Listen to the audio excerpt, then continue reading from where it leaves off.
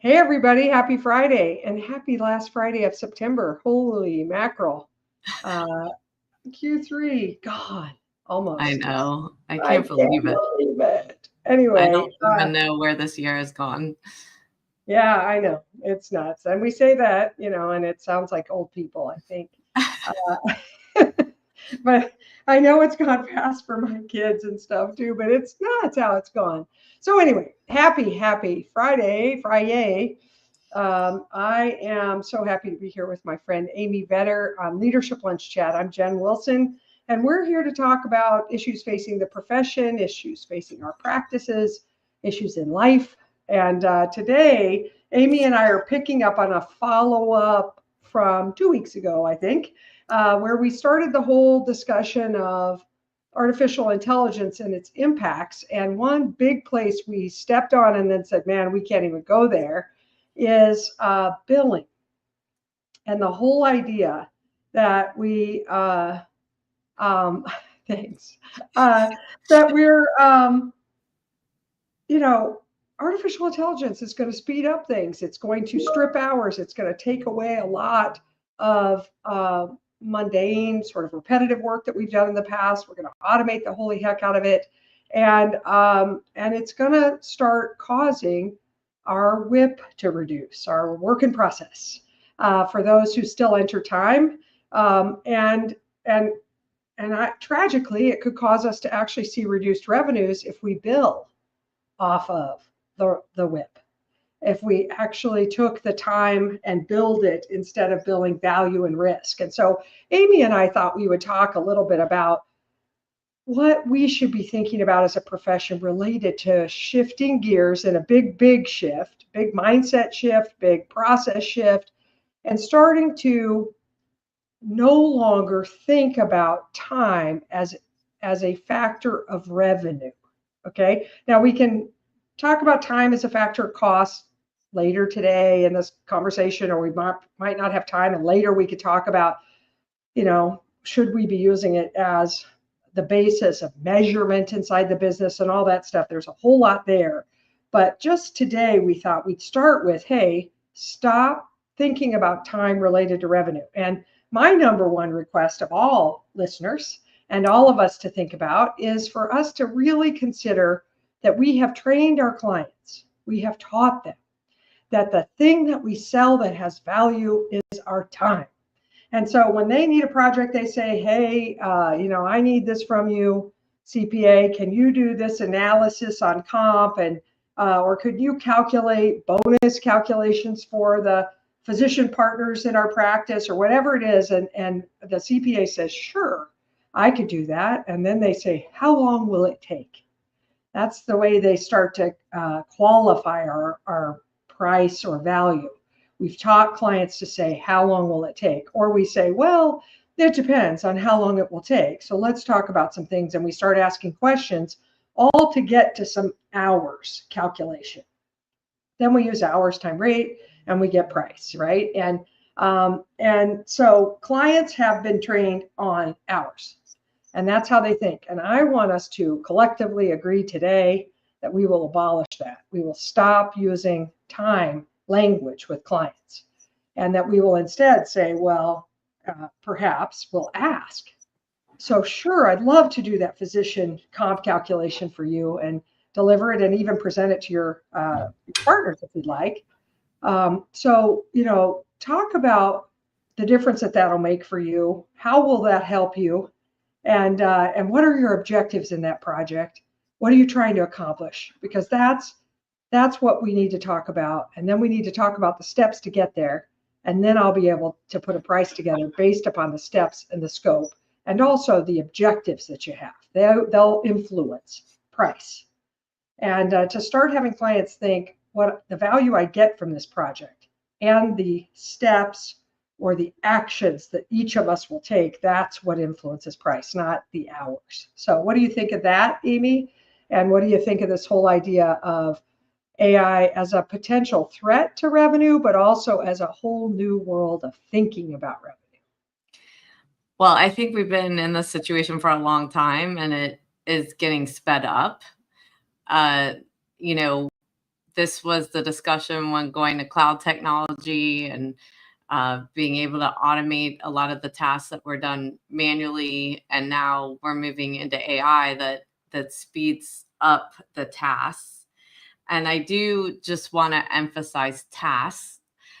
It's not the expertise, it's not the advice, it's not the actual conversation you're having with the client and creativity and cultivation of different answers to be able to solve their problems. And so I do agree that we have trained our clients to think time, but it's a consistent training. It's not how they think, it's how we think. So if we are changing the conversation to time, we have to watch, we have to be aware of that happening in our conversation or in the way that we're thinking through a process, because there's so many process there. I really see in the future managers, instead of supervising staff, there'll be some supervising technology, right? And there's not going to be a timesheet for the technology to do certain tasks.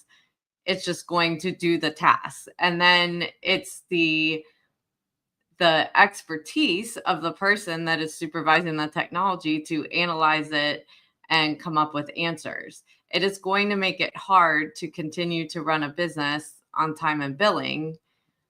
And I know, Jen and I have been in these discussions for decades at this point. We know all the pushbacks on it. It's really important that we start looking up from the Excel spreadsheet and really thinking about, how do we lead as a leader? How do we know people are getting their work done on time and are efficient and are trained and are providing accurate results? That takes space and time by the leader to step away from the work, to supervise their team, to actually be there to help nurture the learning that needs to happen in order to advise a client, and to analyze the results with them and come up with solutions. It isn't going to mean that we're managing a business by a spreadsheet anymore. And so it's really going to shift the way that we run a business, the way that we think about the business, and the way that we interact with a client. And for those of you that started down this journey, congrats. For those of you that haven't, this is the work for, now through 2026, is preparing yourself for this shift and realizing that you are not doing anything that the client doesn't want, that you are providing a deliverable, whether that be the conversation, whether that be the output of something, a report, whatever that may be. You are providing a deliverable, and that is the conversation on the deliverable that you're providing, and the amount of expertise and advice that goes into that deliverable that they need to be able to solve the problems in their business. Yeah. So I love all of that. And I really think, like, we're supposed to be producing some sort of deliverables, outputs, or results in our work. It's not the actions or the inputs, it's the deliverables, the outcomes, outputs, the results. And so being really clear about what those need to be for clients as we put together scope, as we put together pricing and fees, understanding what it is. And even better if we look at the client holistically over the course of a year and think about all the things that they're going to need from us and all the deliverables and all the results that they're going to look for us to produce, and think about our relationship sort of holistically on an annual basis. And many of us in CAS have been doing this a long time. We look at a 12-month running service ticket, if you will, a big opportunity, an open tab for this 12 months of service. And here's what that looks like. And it might have accounting, and it might have tax, and it might have some advisory elements to it. And then we price it on an annual basis based upon the activities and the outcomes and the results and the deliverables we're going to produce. for the client, and then we bill it monthly, right? So that's how we've been doing it, and it's been showing up as more of less of a time-based solution or service to the client, less time-based billing, less time-based pricing, and more deliverables and actions and activities and results. And so CAS is a great model for those of you that have been following that. Audit, to a great degree, we've been delivering on a fixed fee basis, and it has been maybe hours based, but mostly like, what are the steps or tasks we're going to have to do? And Amy's right. We don't all know yet exactly how the roles of the reviewers and how the roles of the supervisors of the technology are going to be changing. And we don't exactly know what that's going to take. It could be simplified, it could be complicated. It depends. We're going to have to use the technologies to determine how much intervention is required to get to where we need to get with the client. But at the end of the day, we've got to stop thinking about and stop speaking about hours as a factor in revenue. And I know if you want to calculate it that way for the time being, based on the tasks and the deliverables, and you calculate the hours, great, but stop teaching clients to think that way. And one of the places that we are telling clients to look immediately, our CPA firm clients, is go to the engagement letters. We got to do a quick reread, because a lot of you, your engagement letters have language that specifically say, we will bill you based upon the hours that we work on the job, and it says hours are a factor. It's not only that, but we will keep track of the hours, and that's the basis of the billing. And so we've got to strip all that language from the engagement letter. We can't have that. The other thing is, whenever I start having this conversation with people, they'll say, well, I still have a few clients, and they're not government contractors that are mandated. They're just clients that say, send me the whip, send me the detail on this. And then they want to sort of nickel and dime detail. And I'm going to tell you that, those are not the kind of clients that we're going to want to serve on the long-term basis. And we're going to have to reframe it for them to understand we're not tracking jobs like this anymore. We don't pay attention to the whip as a factor of the deliverables or the revenue or the billings. So we don't deliver detailed whip anymore to clients, and that has to go away, folks. And the reason it has to go away is because AI is going to take significant time out of the jobs, and as it takes that time, if all we're tracking is time and that's what we're billing on, we're going to find ourselves in trouble with revenue. And this is not like a shocking thing. We've already been experiencing it when we add operational administrators to the workflow instead of accountants, and they're at a lower rate per hour. That can reduce our revenue potential in the WIP. When we use offshore resources, they might not even be putting time into the jobs, and that can mess up, or their rate per hour is so low that kind of messes up the whole revenue schema. So there's a bunch of different things that have been messing with that. Now, some firms are saying, well, I know how we'll deal with it. As the WIP on a job that used to be an $8,000 tax return, as that WIP starts to reduce down, and maybe it's only costing us in time that's entered in the system $4,000, I know we'll have a technology fee that we'll put onto this thing, and that's how we'll make it up, and then we can still bill the $8,000. I'm going to tell you that I think is a mistake. It was a good idea a long time ago. The reason I don't think it's a good idea now is because I'm afraid your technology fees are going to get bigger and bigger, and they might show up as bigger than the actual deliverable is costing. So like I've got a $2,000 return and a $6,000 technology fee. That's ridiculous. Clients aren't going to have that. And so it's kind of a weird band-aid to put that technology fee on.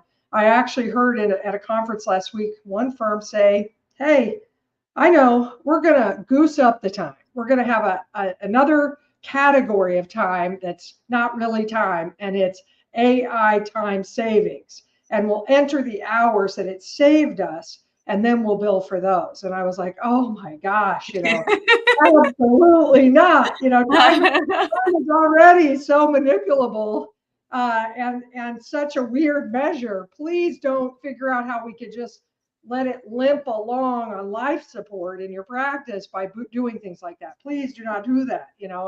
We can't rely. We have to reinvent and reimagine revenue. We just absolutely must do it as a profession. And this is our golden opportunity to do it. And Amy, I think that we have to have everybody here think about that the real thing we're selling is expertise and know-how and ingenuity, because we have to generate ideas and solutions around new standards and new requirements, new bills, new rules, and we have to help clients run a better business and maximize wealth, right? Maximize individual wealth. That's what we're up to, and they're paying us for that. We also have a risk every time we deliver a service in this profession. There's risk. And there's the risk that there will be restatements of financial statements. There are risks that there will be IRS, audits, or IRS letters and back and forth and trying to justify our answers and solutions and helping the client with those kinds of things. We carry big E&O insurance policies. We have risk, and we need to get paid for the risk. We need to get paid for the ingenuity and the expertise and the ongoing education. The other thing is we spend a truckload of money teaching our people and teaching ourselves and on technology. And all those things aren't factored into time. They just aren't. They're not captured that way. And so we got to think about, how do I price based upon way more valuable things than hours? Yeah, and I would just offer up a difference of perspective that I think clients are coming in with now is, how fast can you get me an answer? Yeah. And so there may be a certain generation that's been used to time and billing, but the generations coming up are about speed of business, speed of answers, speed to shift operations and the things that they need to do in their business or their individual lives so that they can accomplish their goals. So, no, I think so many people have experienced that busy season truly isn't just a period of time of the year. And so if we can't shift the way that we work and the way that we think and the administrative time that we're putting into something that really isn't the value is in the answer, the advice, and the speed to get to that advice. So if I'm taking 9 months to get back to somebody, that isn't going to be a client expectation that's going to last. Like, they are going to leave the practice because business and life move too fast at this point.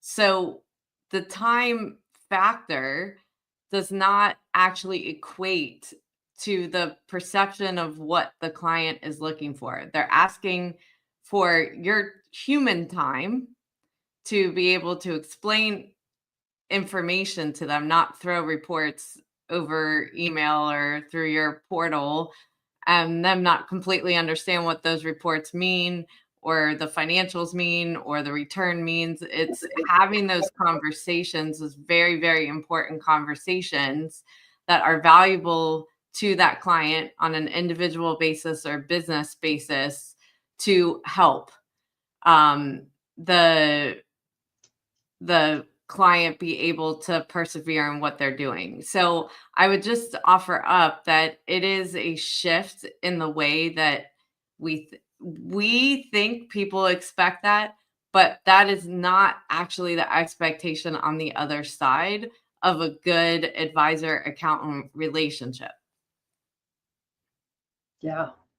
And it's I love that. I loved it when you said, how fast can I get it? Because I was just thinking about how we really none of us have accepted the instant gratification reality that we're operating in. And certainly we know young people have just been raised in it, like they're literally born to order something from Amazon and get it this afternoon. So they're like, they don't, and AI is going to spit out an answer in 8 seconds. And they're whether it's right or wrong, by the way, it's fast, and so this whole idea, Amy, of recognizing that what I'm going to call service level expectation, service level agreement, that can be a big differentiator, and the focus of that. I really like where you started there. I think about like practical next steps for anybody listening to this, anybody thinking about like, where do I start? What do I do? And I do think that you start by sitting down and talking to your partner group and saying, hey, we really need to stop using time language with really in conjunction with price, but with clients. We just have to stop time. We have to stop the talk because it's going to come back to bite us. And we're already seeing this to some degree or another with clients knowing AI is stripping time and them saying, hey, this is probably now being done by AI. How much less can I get it for? And we're going to have to do a lot of education. And so creating a frequently asked questions document, starting to think, what are all the questions and objections we're going to get from clients, or am I going to get from my partners when I start this dialogue? Where's the resistance on this? And I've been thinking about starting that FAQ myself, Amy, because we have to help all our clients reimagine revenue and the process.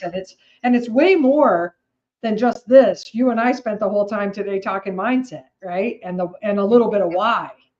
But there's a whole bunch of mechanical how-to inside. How do I price things for prospects, and how do I scope them in the engagement letter, and how tightly should I scope them for these fixed fees that I'm going to be faced with doing that aren't time based, and what kind of language do I need to have in those engagement letters, and then what are we doing billing wise, and then are we reviewing WIP? How informed are we going to be with WIP? I hope, by the way, another goofy thing some people do, not everybody, I'm sure nobody listening to us does it, is editing WIP. Like 10 people review the WIP and they say, add this, delete this, change this language, as if the WIP is it is a historical document. But man, anyway, I think we all should think about the practical next steps in this at various phases. And Amy and I will continue the dialogue with you. We're dying to hear what you have to say. I see Bill had a big, long comment here that I didn't get a chance to read in this conversation yet, but I will, and I'll respond in social. Thank you for that. And we encourage everybody to get in here with us and start grappling. I think firms that do this first are going to have an enormous competitive advantage. And also their people are going to cheer, their talent are going to be so happy to see that we are strategic enough to make this kind of a sea change and to do it as fast as we can. So Amy, I appreciate this conversation so much with you, and I know there's more to come on it for sure. Absolutely. I do too. Have a great weekend. Hey, you too. And hey, everybody else, enjoy your weekend.